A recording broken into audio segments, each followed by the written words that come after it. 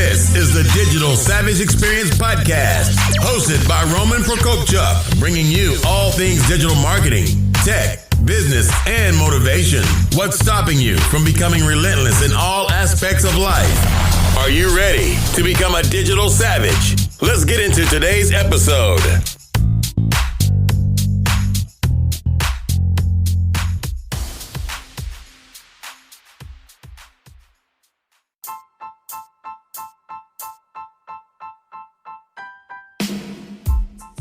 Hey everyone, this is Prokopchuk, and this is the Digital Savage Experience podcast. Today I have with me Quin Amorim. Quin sold his first item online 20 years ago and fell in love with the idea. After running out of things to sell, he started creating his own products that are now sold on Amazon. He's the host of 2 podcasts and the CEO of Prolific Zone, an Amazon account management agency. Thank you for joining me today. Thank you for having me, Roman. How's it going? Good. Thanks for coming on. So tell me a little bit about your journey. How did you get to where you are today? Well, I was born in Canada, but then moved to Europe when I was 5, and because it was so nice there where we were in Portugal, I stayed there for 25 years. And in the late 90s when I started, going out partying and stuff like that with my friends, my job wasn't enough to keep up with that. Although, I guess it was just because of that, to try to keep up with the party. I was going to try to make it sound more professional, but that's all I wanted, right? So I tried to find a part-time job that, I didn't want to work for somebody else, but I still wanted to make that extra cash. And I was walking through these stores, looking at these stores, and I saw some statues made of black wood, and they were handmade statues. And I looked at them and I wanted them, but of course they were a bit expensive. So I figured they're very expensive for me and for where I'm at, because I didn't have enough money. But I figured there's a lot of people out there willing to pay a lot of money for this. So I took next day I went there and I took my camera, not a smartphone yet, but I took my camera. I took pictures of those items in the store. And I had heard of this new site that had launched in North America. And at the time, this was eBay, but at the time it wasn't called eBay. They had a name that was like Auction Buy or something like that. They named it something else first. And it was in the news that they started generating millions, and this was like a brand new thing. So I created an account there, and I started selling my pictures, but I would put the pictures of the products there and start selling these at high prices.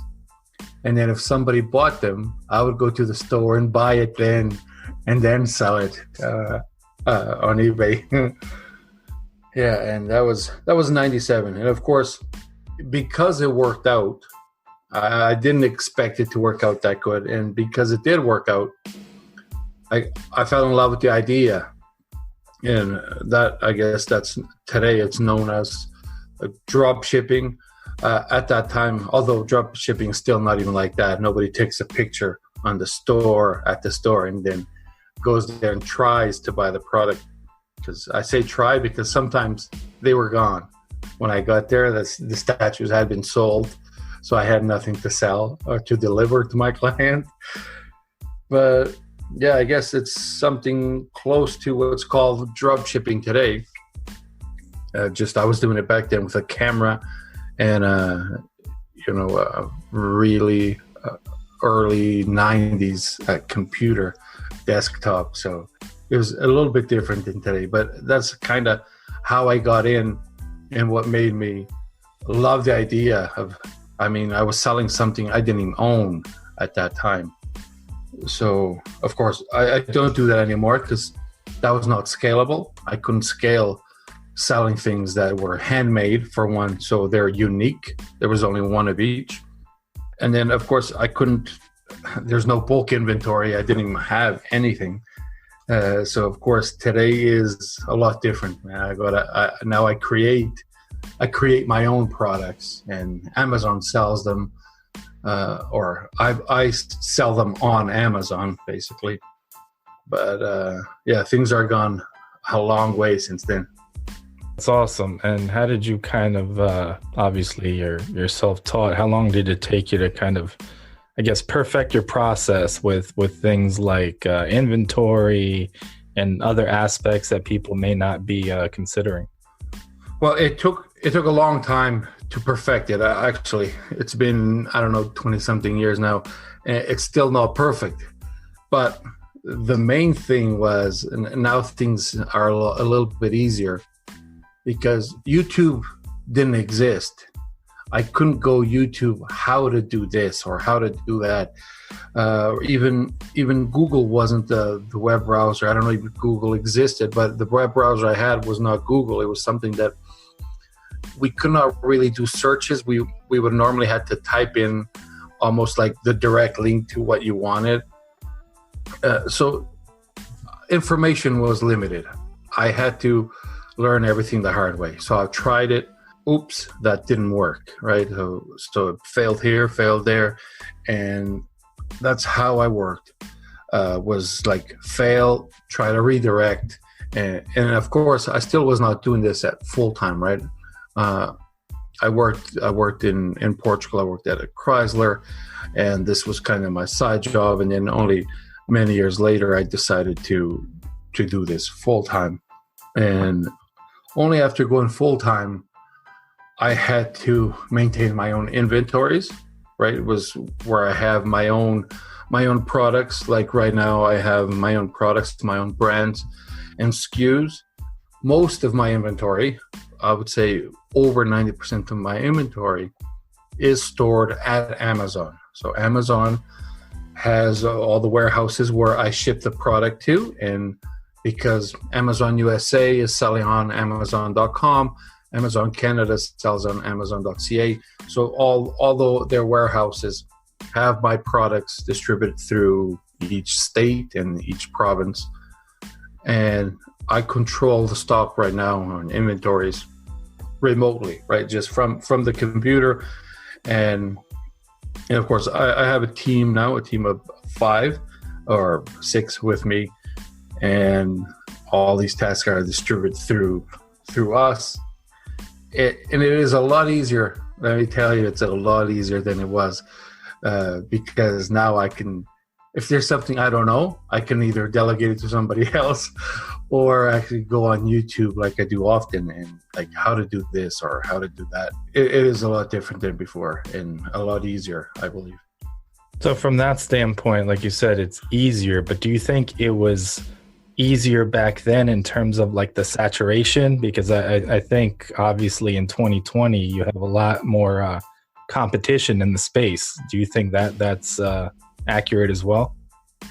It is, although there's 2 points of views there, because I could, and I know you're the pro when it comes to SEO, and I'm definitely no pro, but I've learned a couple things throughout the years when it comes to SEO, and it would be super easy for me to be number one at almost anything, keywords that I wanted, and there was, I didn't even know that the term was SEO, but in eBay, for example, what I used mostly back then, I still needed to show up when somebody typed in a search term, right? So I knew that. I didn't know what it was called SEO, but I still did it. And I could very easily be number one for almost everything. But the demand wasn't there, right? So the demand that we have today online with millions of people, I think Amazon alone has 360 million credit cards on file. Right back then, there was no such thing, right? Nobody had 360 million users on any site. There was no site. Even MySpace only showed up years later, and because that was huge for a time. But still, like I said, the demand is here now, but it was so easy back then to get to the top. And unfortunately, most of the products that I launched in, let's say, early 2000s are not relevant to today. So I don't have those rankings because those products don't exist anymore. Like phone cases for Nokias. They were huge and for many years. But nobody uses Nokias anymore. So of course, I can't compete with rankings now when it comes to iPhone phone cases. So I don't even sell phone cases anymore. Thank goodness. Yeah, Nokia was fun. The only game they had on there was Snake, and that was entertaining back in the day. Snake was definitely number one. That's it. So in terms of your agency, what are some of the things you handle for your clients? So the agency, when we started, it was actually going to be a bigger scope of things, and we decided to niche it down to Amazon only. And we provide the customers or brands that are out there that want to sell on Amazon, and instead of taking the time to go learning the tips and the tricks and how to do this and how to do that, they give us the management of their brands on Amazon. So we manage seller accounts, vendor accounts on Amazon, and we get them basically the Amazon SEO that they need, so they show up on top. Because Amazon is the same as Google. If you're on page 3, you will never sell anything. Nobody's going to go find you on page 3, even on page 2. The first results, which same as in your field, we still call it the above the fold. Above the fold on page 1 is where the sales are. Doesn't matter if you're on Amazon, anywhere else. So we know how to do that. We do that for our customers, and we manage their online side of things, selling on Amazon, and they can focus on like the rest of the world, on retail and other sites that they have, their own sites, and that's it. And we focus on Amazon. And then in their Amazon account, of course, we do everything from inventory tracking, customer support. Amazon does not give us the customers' emails, right? That's confidential. We can email people inside the Amazon platform, but of course, it's not their email. We don't get to see it, but we can communicate with them. And then so every customer gets an email, a thank you email, follow-up email about the products. We request reviews. We can't, like years ago, we can't request a review in exchange for anything. We used to be able to do that until 2016, where I could give people product for free. Here you go, take your product. And in exchange, I want you to give me a honest review, right? It has to be honest. And then people actually had to write in the review, I am writing this review, and I did get the product for free or a high discount in exchange for this review. And, everybody was given 5-star reviews. You get a product for free. Why would you give it 1 star? So that's not allowed anymore. So we do request them, but we do them everything according to the terms of service, right? So all white hat, because we're working on the long term and brand health, right? Brand exposure, but brand health, because we don't want anybody to get banned. And Amazon owns the field, and if they want to ban your brand will lose that 360 million people exposure overnight, and you don't want that. Now, how does that work? Does that work like on an account basis, like something like affiliate marketing, where an individual account gets banned and you can move the brand? Or, I guess if it's white label, you can rebrand it, but that's a lot of work to do. True. So it depends on what your infraction is, or if you do something wrong. If it is on a product level basis, Amazon can suspend that listing. So that SKU or an ASIN, that's the term that they assign to every product, they can suspend it. And of course, you can fight that or not, or let it go, depending on what you did. When it comes to reviews, because it is a big infraction nowadays, it could get your whole account suspended. Right? When it depends, like I said, what the infraction is. If your whole account gets suspended, there's people that try to fight it with lawyers. Again, you go in and try to get back reinstated, and it could be a very, very hard. If they say it's final, most of the times it means it's final. In that case, yes, you would have to rebrand. You cannot use the same LLC or corporation. If you're in Canada, it has to be an Inc. to create those, to create a new account. You cannot use the same one. As we know, Amazon is huge, right? They're the biggest e-commerce company on earth. They have a lot of smart people working there. So it's not just an IP that they're going to monitor. They know if we're doing bad stuff, they will figure it out. It takes a while because they're that big.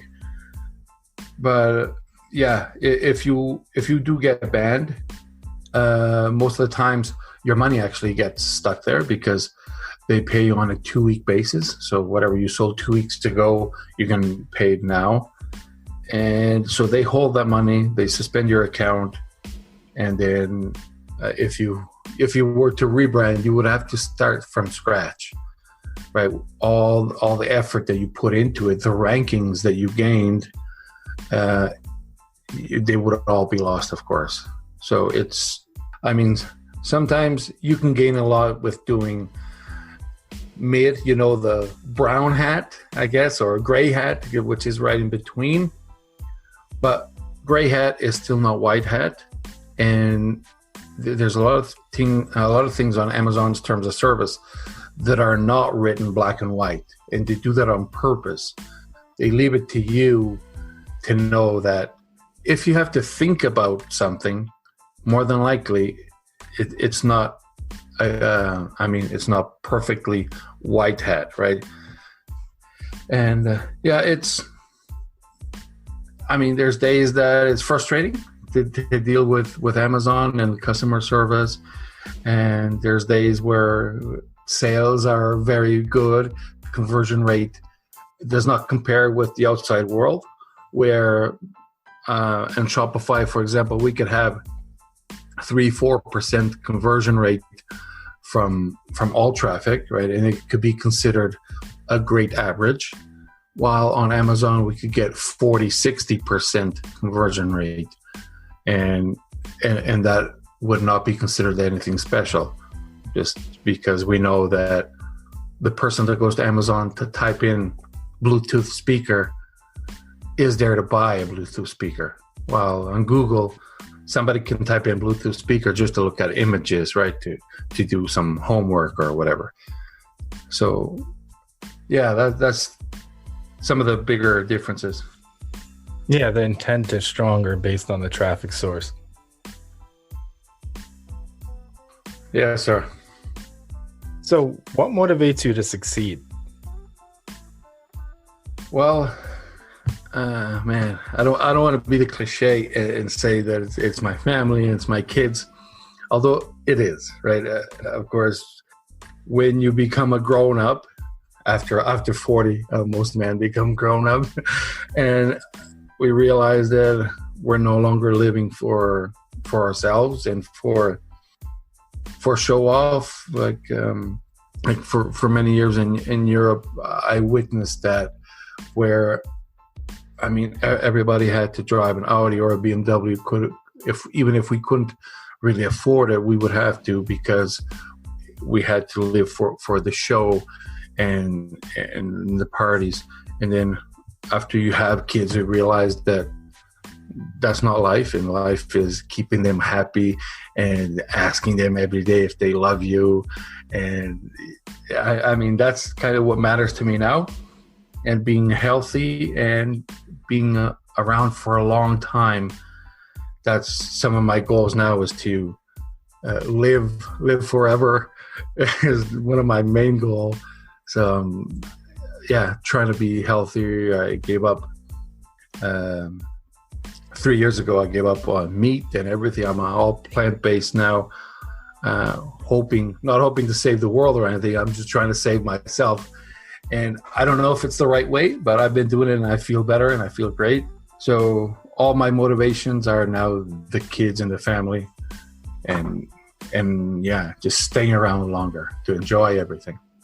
Yeah, and I think, like you said, when you're younger, your priorities are different. And as you grow and mature and get life experiences, that can change. Or some people want to live that lifestyle for their whole life. I mean, it's on the person. But a lot of people kind of reimagine or, recalibrate what's important to them as they get older. And obviously, when a family comes along, that is usually a huge priority in your life. Yeah, absolutely it is. And that whole mindset also, you said in Europe about like being or kind of following the status. It's like a mindset of like, 20 something year olds or like early 30s, because if I went back and didn't focus on things like that, I would have a lot more investments and more business opportunities. And it's like, you're showing off, but you're not, those people don't necessarily care about you, but you're wasting money or spending money that you don't even have. So you're putting yourself in debt just to show that you're living a certain lifestyle that you're not. Yeah, that's 100%. And you know what? I had, and I still do have so many friendships that are real friendships from those days. And of course that doesn't change, but the opportunities missed and all the things that looking back, I know what I didn't do, right? So what I did is not that I regret it too much, but what I didn't do is very, eye-opening now, imagining where I could be if I didn't go party every single day. It was not like every weekend. It was every single day. Yes. If I was 20 right now, I would do things a lot different, Roman.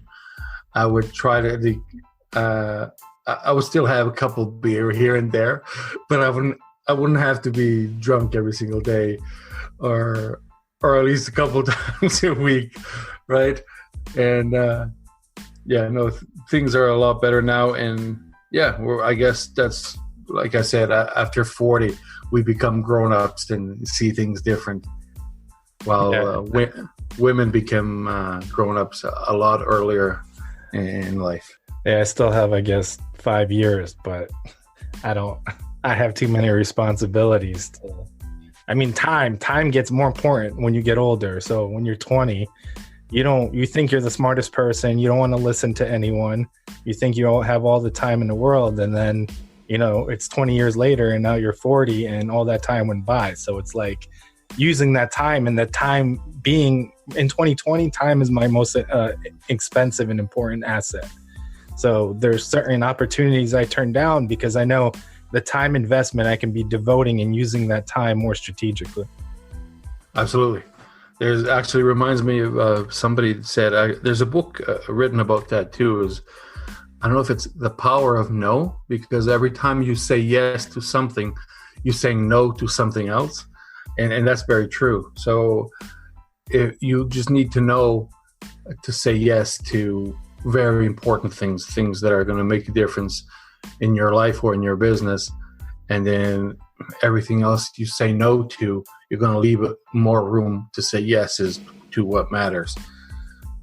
And that's one of my flaws, was for the longest time saying yes to everything.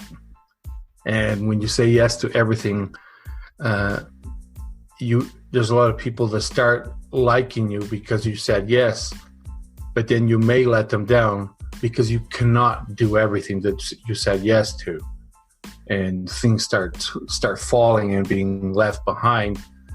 And sometimes the priorities are left behind. The things that are more important are left behind, and the least important ones start being done because they were just easier or they were there at that time.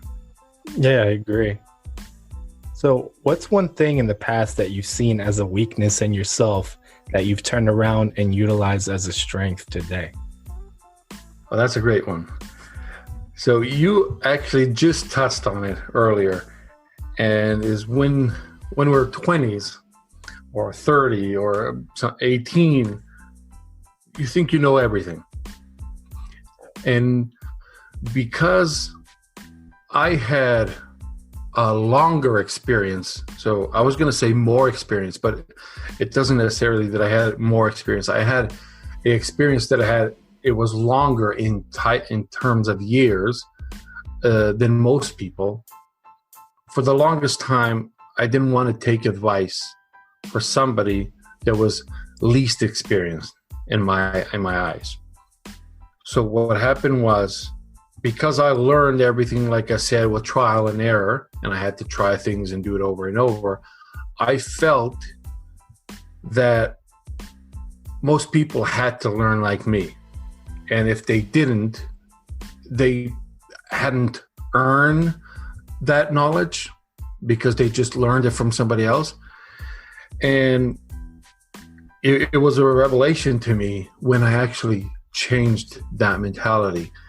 And I started learning with people that jumped in e-commerce in 2018, and they don't have 20 years experience.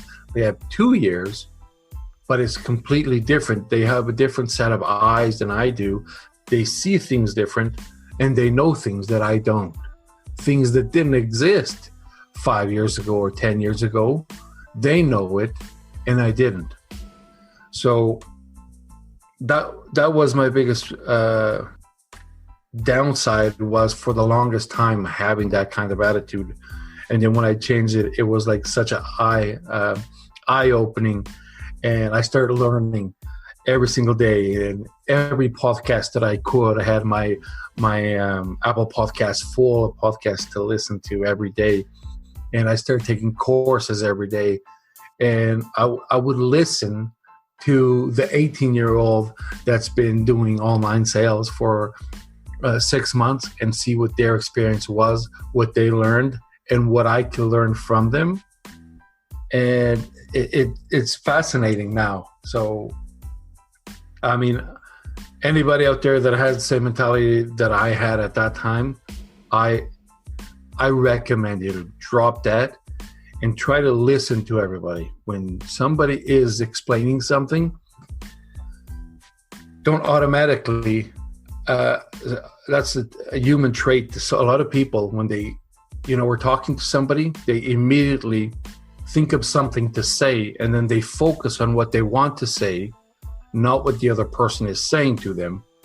And then they're just looking for that opportunity to say what they thought. And with all of that, they do not listen to the full story or what the other person is saying. So I do listen a lot better now, and thank goodness. Actually, I'm smiling right now because I'm proud of myself for that. So it makes me feel good that acknowledging this, that maybe I wasn't so great back then, and I'm trying to get better. Yeah, and I think it's important to come into situations with an open mind and understanding that each person has a unique perspective. So even, you have 20 years of experience, what you're doing, if somebody's doing the same thing, but they're younger or less experienced, they may be using different techniques that are working, or different strategies or things of that nature. So you never really get to know if you kind of shut the door and think because of that time that they did something, they're least experienced just because of that time. I mean, people can pick up things quickly, and people process information differently. So people think differently. So like you said, I mean, you're thinking one way, somebody may be thinking another way, and you can take something from that and apply it, and it still may be a good way to do it, or even do it better than, what you're currently doing now. Yeah. What happened many years ago was, for example, if we wanted to rank on Google for a certain keyword, at one point, all we had to do was, if you wanted to rank for, I'm going to use the same example, Bluetooth speaker, all you had to do was buy the domain bluetoothspeaker.com and launch a website with your product there. And after a while, that you would rank, if not on the top, close to the top for that keyword. And then I start realizing that, for one, that doesn't happen anymore because Google changed, and two, all domains are not available anymore. I can't just type bluetoothspeaker.com and buy it because somebody owns it. And anything that you want to type that is a direct keyword or dictionary word doesn't exist anymore. And, so a lot of these young kids that had a lot younger or less mature experiences than me, they could teach me a lot of things that I didn't know. So. Yeah, I agree. So what's one piece of advice you can leave with the audience, personal or professional? Okay.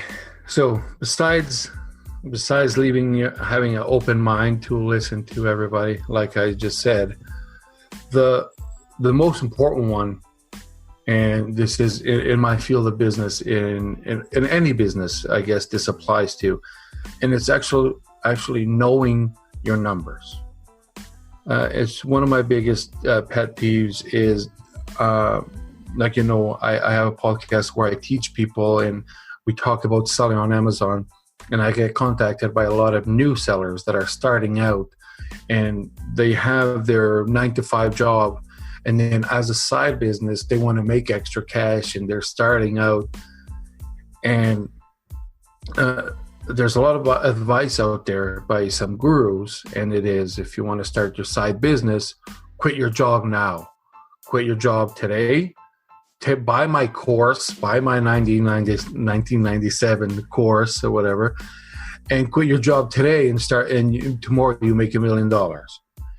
And a lot of these people believe in that.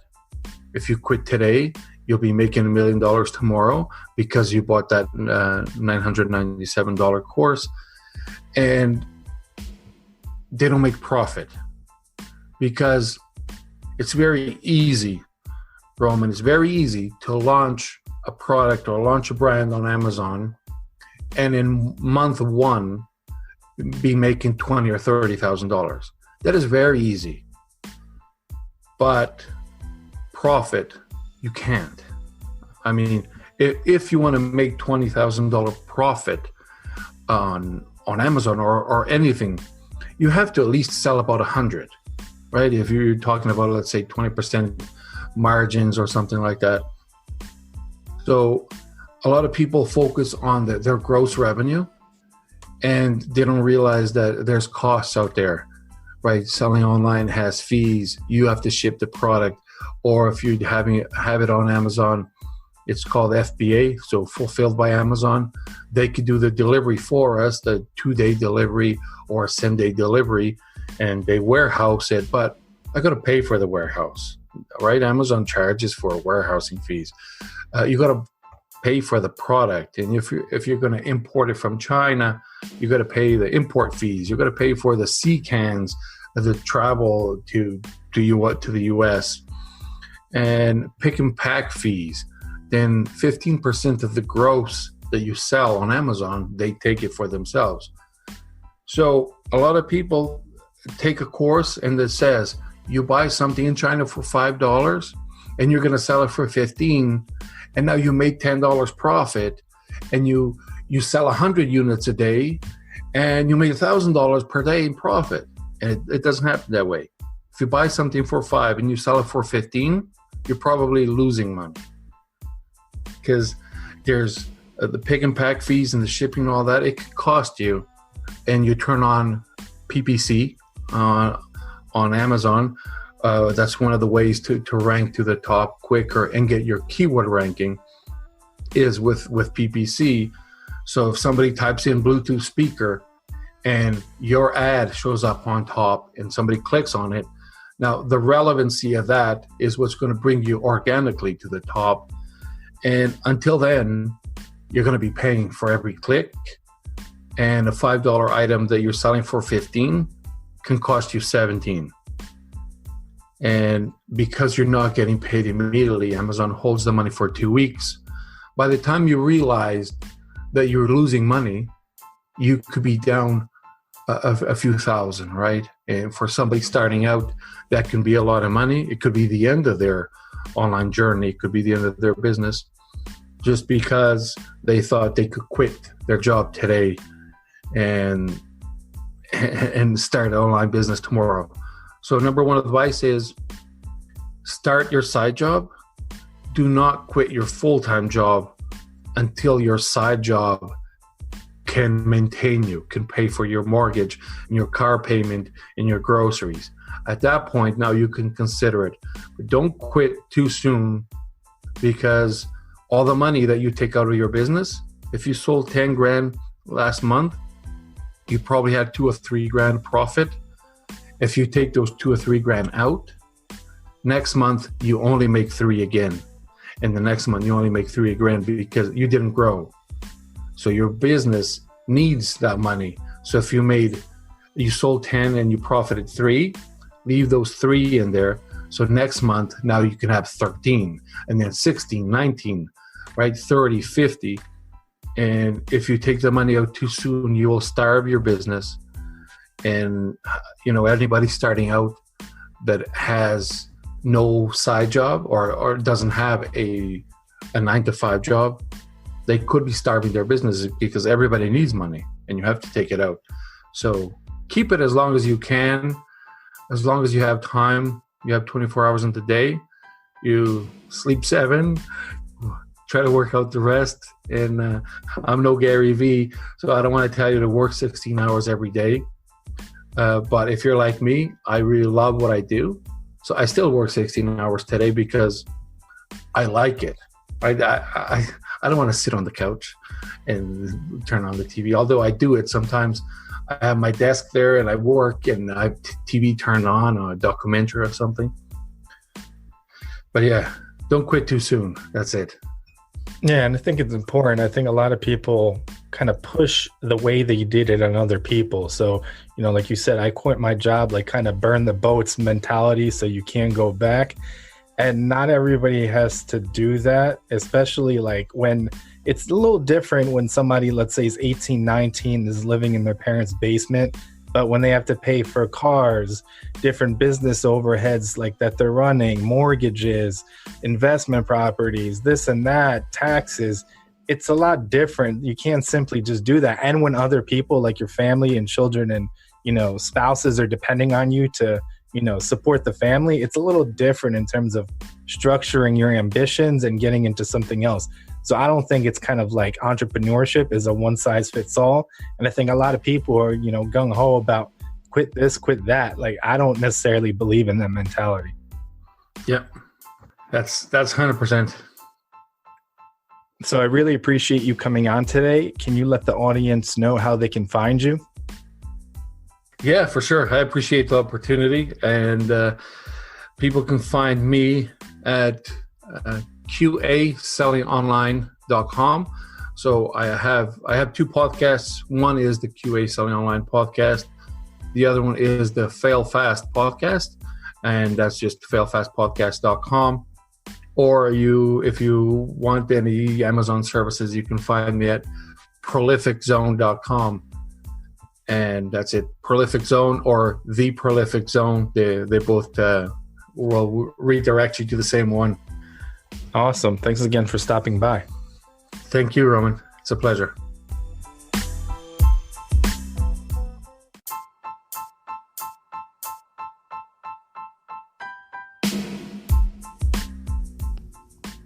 Hey everyone, this is Roman Prokopchuk from Roman Prokopchuk's Digital Savage Experience podcast. If you haven't heard about Anchor, it's the easiest way to make a podcast. Let me explain. It's free, so that's always good. There's creation tools that allow you to record and edit your podcast right from your phone or computer. Anchor will distribute your podcast for you so it can be heard on Spotify, Apple Podcasts, and many more. You can make money from your podcast with no minimum listenership. It's everything you need to make a podcast in one place. Download the free Anchor app or go to anchor.fm to get started.